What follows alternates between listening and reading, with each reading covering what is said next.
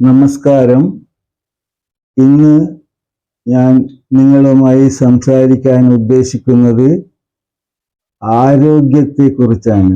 ജ്യോതിശാസ്ത്രത്തിൽ ആരോഗ്യത്തെക്കുറിച്ച് നമുക്ക് തരുന്ന സൂചനകൾ, അത് എങ്ങനെ നമുക്ക് മനസ്സിലാക്കാൻ കഴിയും, എന്തൊക്കെയാണ് നമ്മുടെ ജ്യോതിഷത്തിൽ അഥവാ നമ്മുടെ ജാതകത്തിൽ അതിൻ്റെ സൂചനകൾ എന്തൊക്കെയാണ്.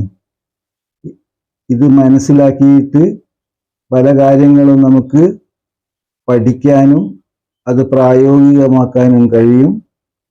അതൊരു സപ്പോർട്ടീവാണ്. ജാതകത്തിലെ ഗ്രഹനിലകൾ നോക്കിയിട്ട് അസുഖങ്ങളെ പറ്റി മനസ്സിലാക്കാൻ കഴിയുന്നത്. എപ്പോഴും ആരോഗ്യം നമുക്ക് വളരെ പ്രധാനപ്പെട്ടതാണ്. Health is wealth. അത് ആരോഗ്യത്തിൻ്റെ ഇല്ലായ്മയും അതുകൊണ്ടുണ്ടാകുന്ന ദുരിതങ്ങളും വളരെ ശക്തമാണ്. നമുക്കറിയാം, ദുർവാസാവിൻ്റെ ശാപം കൊണ്ട് ദേവന്മാർക്കുണ്ടായ ശാരീരിക, മാനസിക, സാമ്പത്തിക ക്ലേശങ്ങൾ അവസാനം ആ ബുദ്ധിമുട്ടുകളിൽ നിന്നും രക്ഷപ്പെടാൻ അതിസാഹസമായിട്ടുള്ള കാര്യം ചെയ്യേണ്ടി വന്നു. ഈ പാലാഴി മഥനം, അത്യധ്വാനം, ദേവന്മാരും അസുരന്മാരും ചേർന്നിട്ട് ഒരുപാട് അധ്വാനിച്ചിട്ടാണ് ആ അമൃത് കിട്ടുന്നത്. അപ്പോൾ ആരോഗ്യത്തിന് ഏറ്റവും പ്രധാനപ്പെട്ട അമൃത് അതൊരു സങ്കല്പമാണെങ്കിൽ അത് നേടാൻ നമ്മൾ ഉപയോഗിക്കുന്നത് അധ്വാനമാണ്, എക്സസൈസാണ്. ആ അധ്വാനത്തിൻ്റെ ഫലമായിട്ട് പാലാഴിയിൽ നിന്ന് വരുന്നത്, അവസാനമായി വരുന്നത് ധന്വന്തരി എന്ന ഒരു ഭിഷഗ്വരനാണ്. പിൽക്കാലത്ത് അത് ദേവന്മാരുടെ ഒരു ഭിഷഗ്വരനായി മാറുന്നു.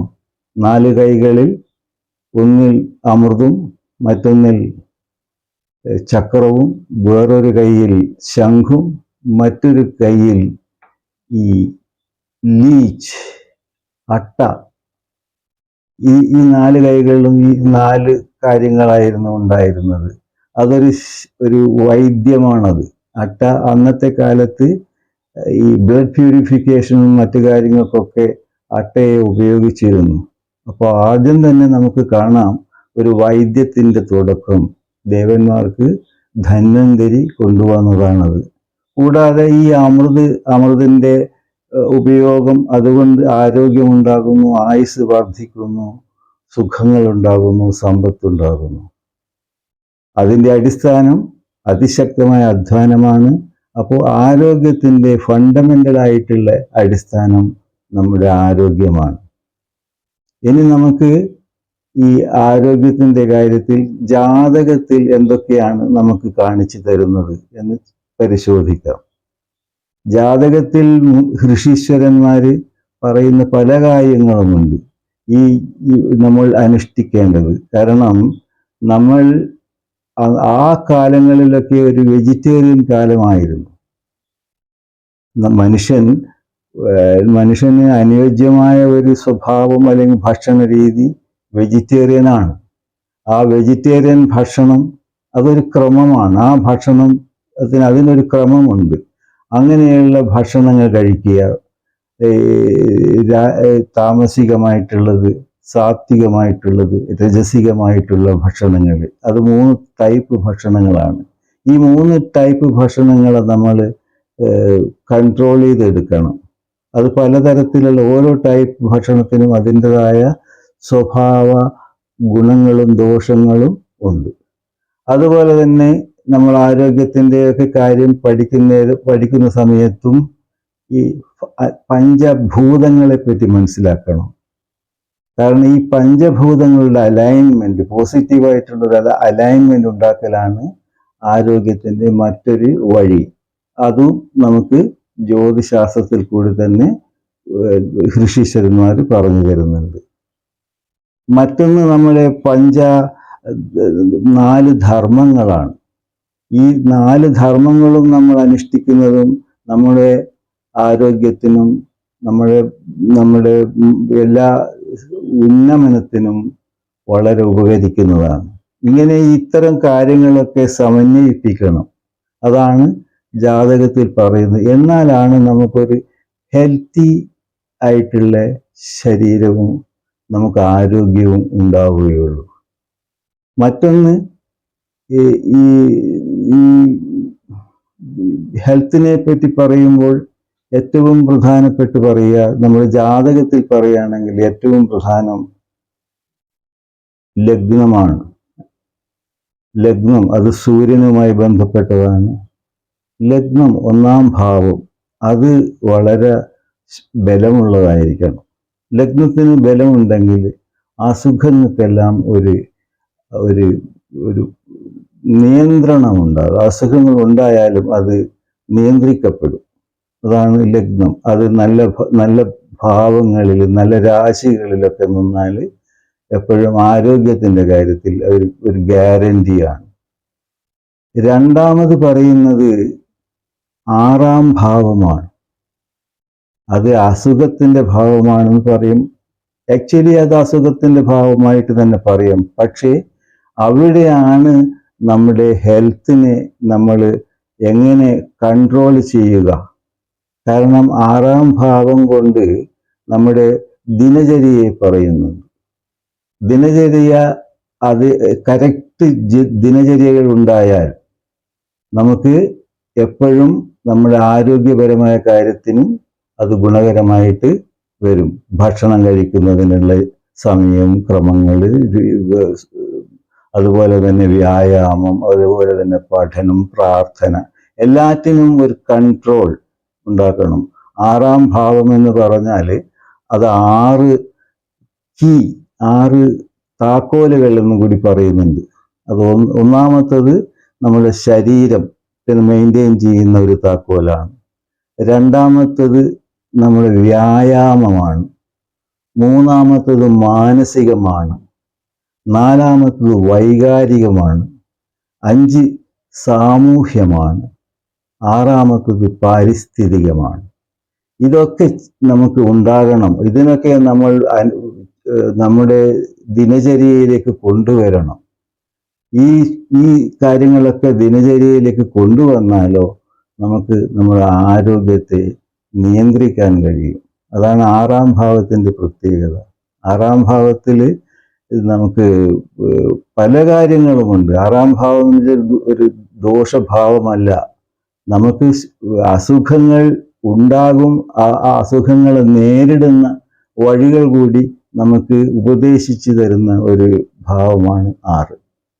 പാവഗ്രഹങ്ങൾക്ക് 6 നല്ലതാണെന്ന് പറയുന്നുണ്ട്.